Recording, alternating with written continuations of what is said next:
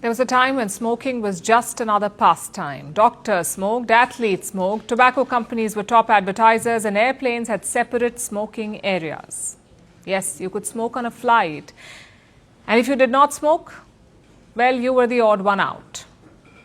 Then the science caught up.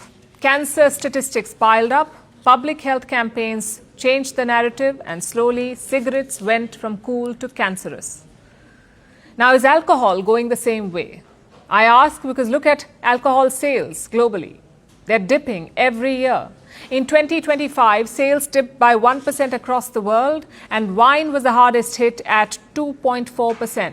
Global wine consumption has fallen to its lowest level since 1961. Even the sales of spirits are slowing, and these may look like small figures, but do remember that alcohol was once considered recession-proof.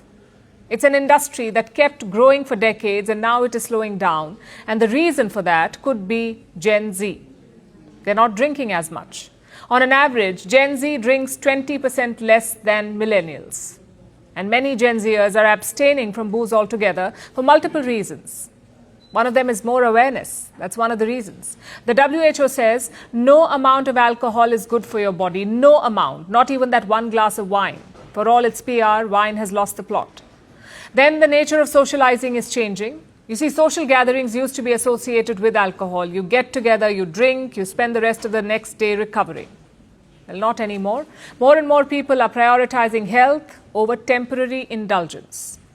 From reducing their calorie intake to avoiding the dreaded hangover, it is rooted in the desire for a healthier lifestyle. Another reason for less drinking is the rise of other options, like non-alcoholic beverages. In 2020, the global non-alcoholic beverages market was worth $923 million. By 2028, it could be worth over $1.7 trillion. Non-alcoholic beer is on track to become the world's second largest beer category. That's non-alcoholic beer. The other option is marijuana.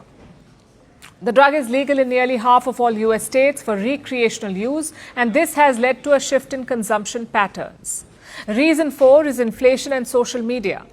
Everything is more expensive, from rent to food items, so Gen Z is ditching the pricey cocktails. And reason 5, less socializing.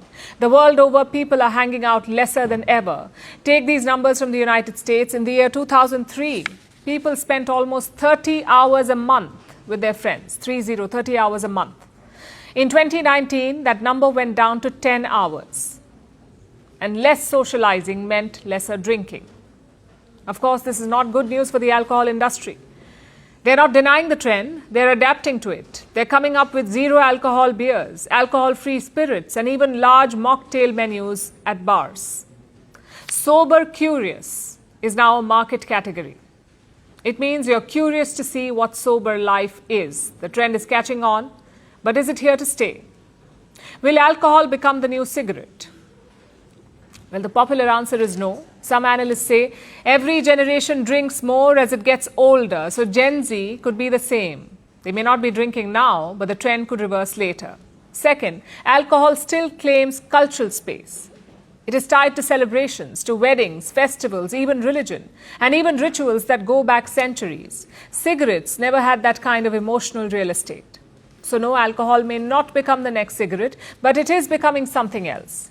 A generation ago, drinking was the cool thing. It was a rite of passage and social currency. But with Gen Z, that's changing, and that might be the most radical shifts of all. The world doesn't fit in boxes, so why should your news?